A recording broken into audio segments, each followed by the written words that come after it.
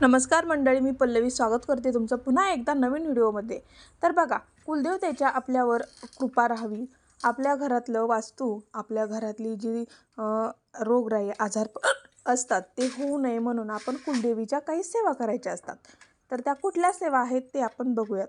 तर बघा, कुलदेवतेच्या तुम्ही या 4 गोष्टी करायलाच हव्यात। कुटुंब सुखी राहते, आनंदी राहते। तुम्ही तुमच्या कुलदेवतेची नियमित उपासना करता का? कुलदेवतेची सेवा कशी करावी याबद्दल तुम्हाला काही माहिती आहे का?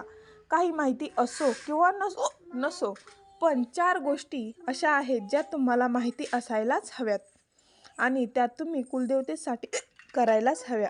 कोणत्या आहेत त्या 4 गोष्टी बरं? चला तर मग आपण जाणून घेऊयात। कुलदेवता हा शब्द कुल आणि देवता या 2 शब्दांनी मिळून बनला आहे। कुळाचे देवता ती कुलदेवता ज्या देवतेची उपासना केल्यावर मूलाधार चक्रातील कुंडलिनी शक्ती जागृत होते, म्हणजेच आध्यात्मिक उन्नतीला आरंभ होतो। ती देवता म्हणजे कुलदेवता।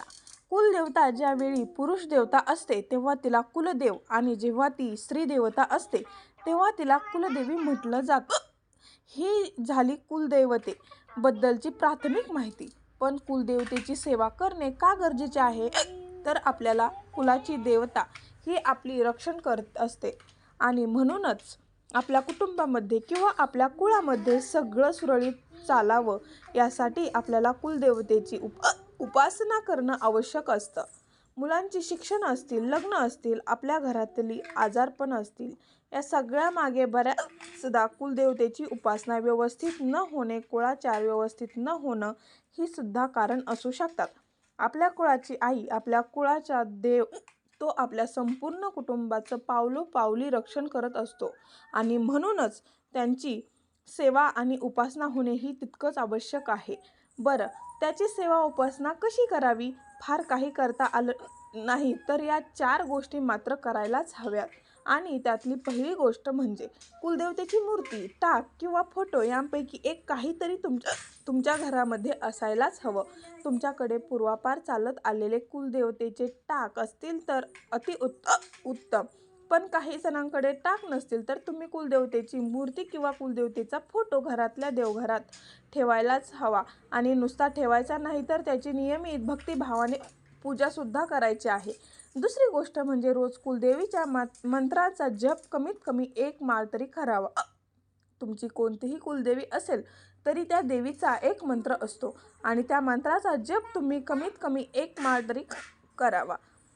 समजा तुमची कुलदेवता आहे महालक्ष्मी देवी, तर श्री महालक्ष्मी देवी नमः असा नाम जप तुम्ही नियमित करावा। विवाहित स्त्रीने सासरच्या कुलदेवतेचा नाम जप करावा। आता ज्यांच्याकडे कुलदेव आणि कुलदेवी असे दोन्ही असतील त्यांनी कुलदेवीचा नाम जप नियमित करावा।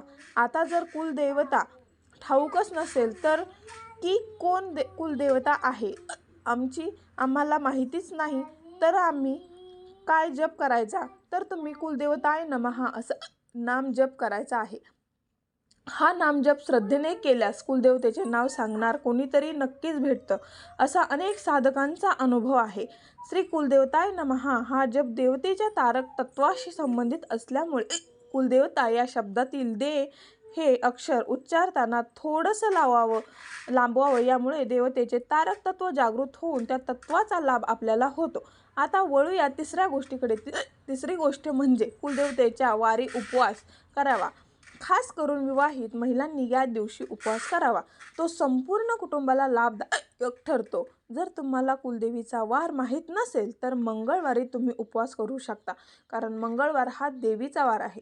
शेवटची गोष्ट म्हणजे वर्षातून एकदा तरी संपूर्ण कुटुंबाने कुलदेवीचे दर्शन घ्यावं आणि घरातल्या विवाहित महिलांनी देवीचे दर्शन घेतल्यावर देवीची ओटी अवश्य भरावी।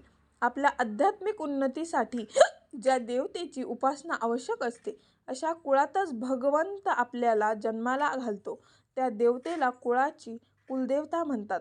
आध्यात्मिक प्रगतीसाठी कुलदेवतेची उपासना कशी करावी त्याविषयी शास्त्रीय माहिती जाणून घेतल्यास अध्यात्मातही जलद प्रगती होते।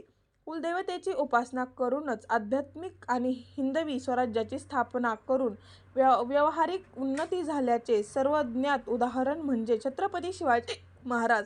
तुळजापूर येथील भवानी माता ही त्यांची कुलदेवता होती. तिची मनोभावी उपासना करूनच तिच्या कृपेने त्यांनी हिंदवी स्वराज्याची स्थापना केली. मग मंडळी, तुम्ही सुद्धा तुमच्या कुलदेवतेची उपासना करताना या 4 गोष्टी नक्की लक्षात घ्याव्यात. तर स्वामी भक्तांनो, कुलदेवतेचे जे भक्त आहेत, आपल्या व कुलदेवतेचे मनोभावी भक्ती करावी. त्यांची अखंड कृपा आपल्यावर आणि आपल्या कुटुंबावर अवश्य राहते. तर तुम्हाला आजचा हा व्हिडिओ माहितीपूर्वक वाटला का? वाटला असेल तर नक्कीच ओम कुलदेवताय नमः असे कमेंटमध्ये लिहा. तुम्हा सगळ्यांना माझा श्री स्वामी समर्थ. धन्यवाद.